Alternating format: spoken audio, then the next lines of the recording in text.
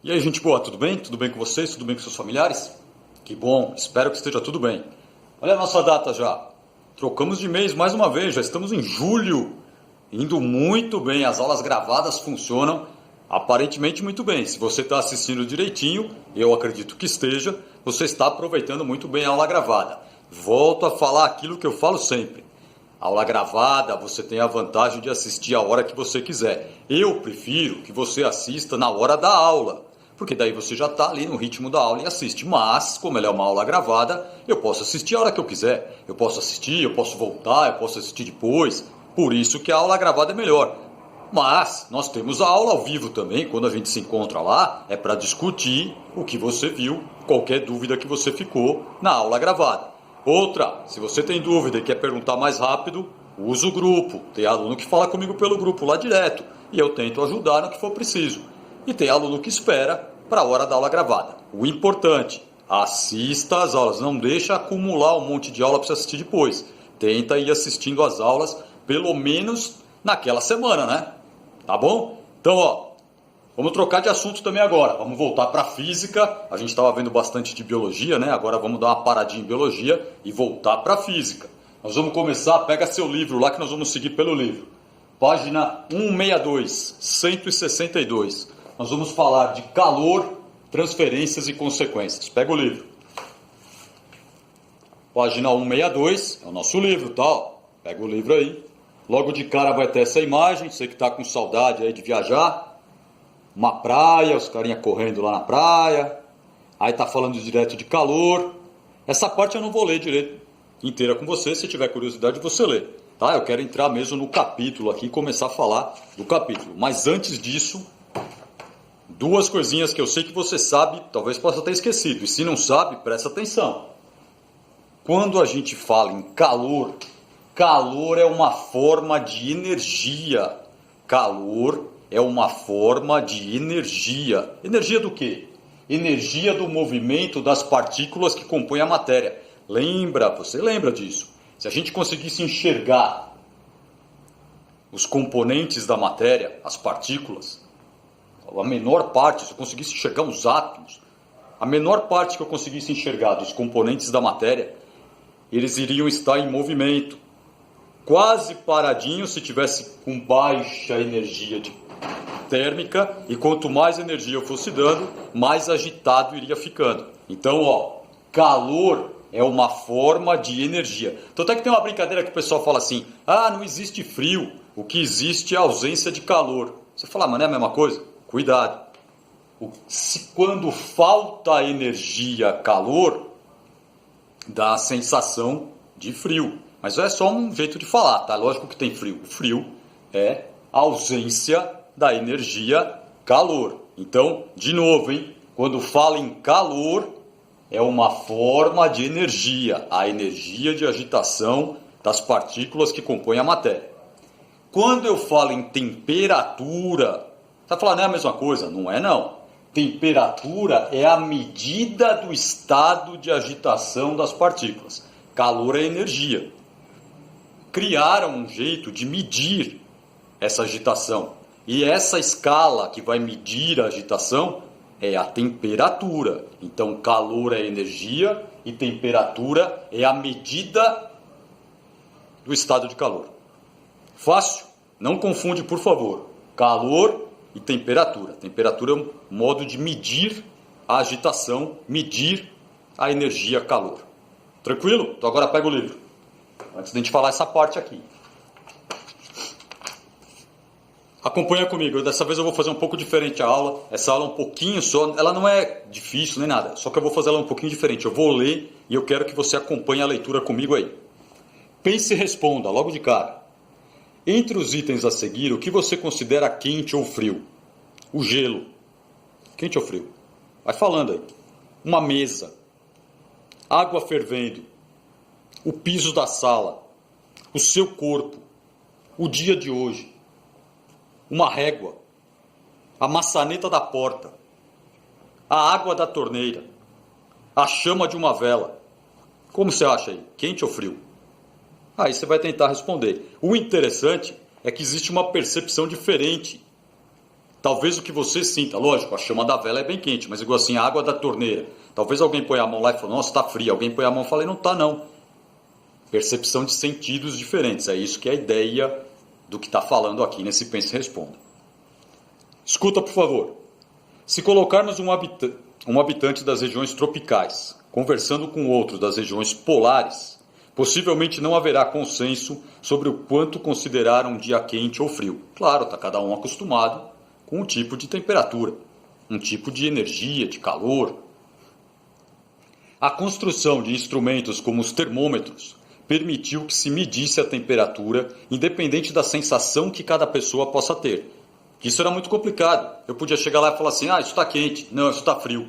Quando se cria o termômetro, eu passo a ter uma medida mesmo e falar isso é uma temperatura mais baixa ou uma temperatura mais alta.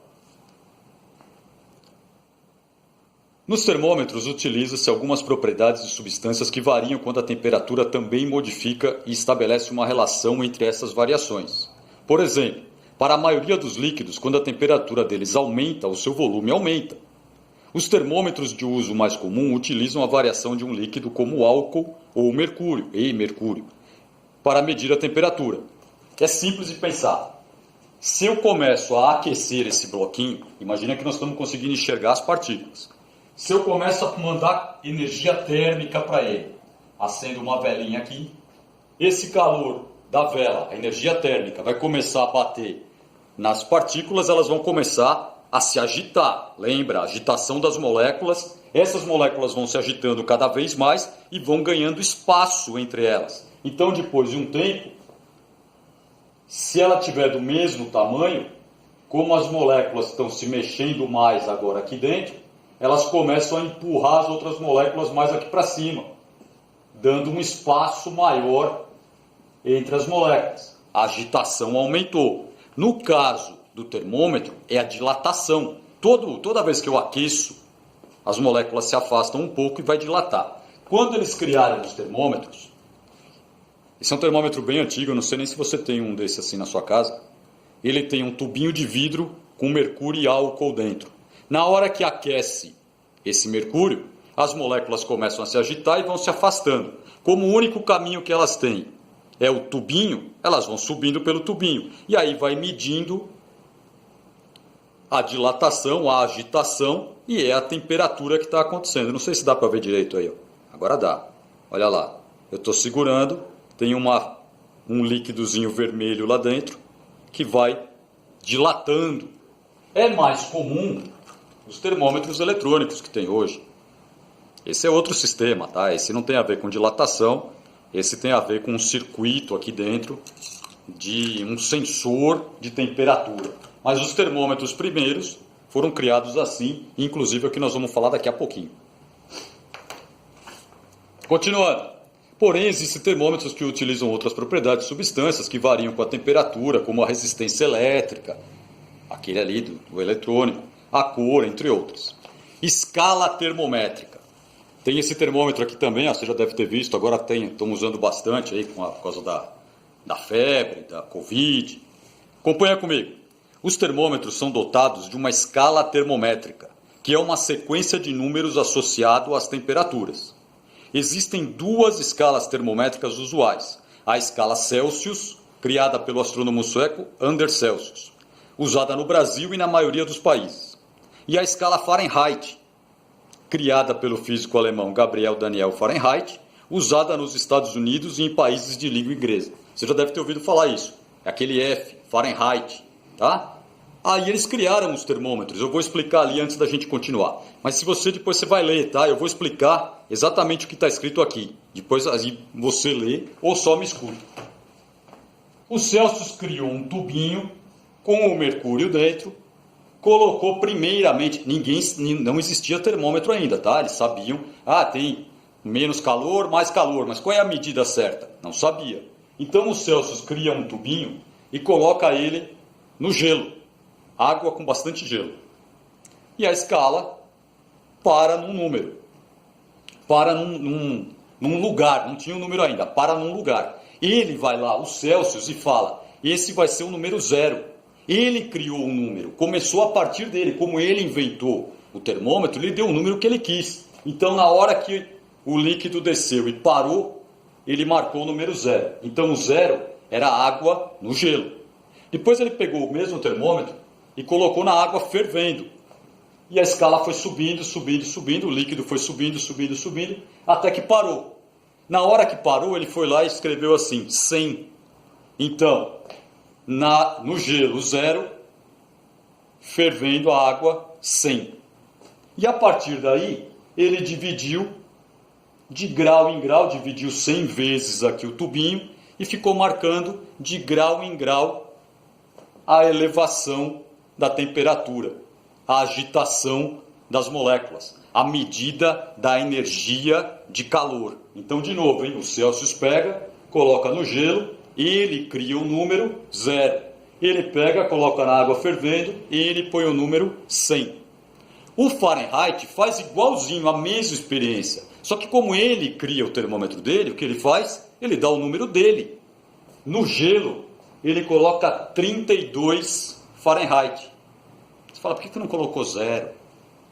E ele quis pôr 32. E quando ele colocou na água fervendo, ele esperou o termômetro subir.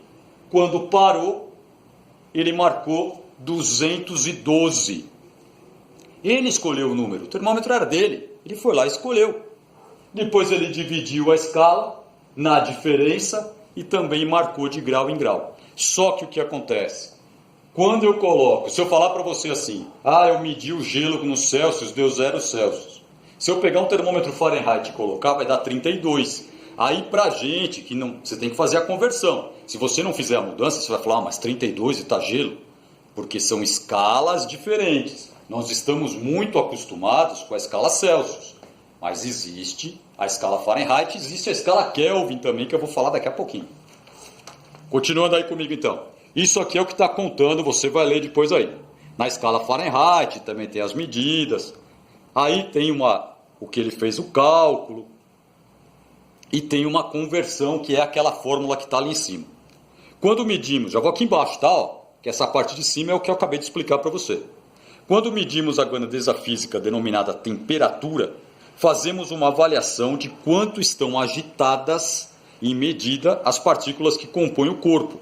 Quanto maior for a temperatura, maior será o grau de agitação de suas partículas. Voltando a falar, maior temperatura, mais agitação. Assim, um bloco a 150 graus Celsius, 150 graus Celsius, temperatura alta, suas partículas vão apresentar um grau maior de agitação do que quando esse bloco está a 20 graus Celsius. As partículas vão estar menos agitadas. Isso não quer dizer que a 0 grau elas pararam, porque não tem temperatura negativa. A única diferença é que elas estão menos agitadas, quase parando, mas não está parada. Quando vai ganhando energia, vai ganhando calor, elas se agitam mais. Menos agitação, temperaturas mais baixas. Mais agitação, mais energia, temperaturas mais altas, porque agora a gente já sabe medir, porque agora já foi inventado o termômetro. Com a temperatura de um corpo é uma avaliação do grau de agitação de suas partículas, seria lógico esperar que a temperatura 0, olha lá o que eu acabei de falar, correspondesse à inexistência de agitação, mas não é assim. As partículas estariam paradas no 0, não. No entanto, sabemos que existem temperaturas negativas. Então não quer dizer que ela parou, quer dizer que ela está se mexendo mais devagar. Vira, por favor.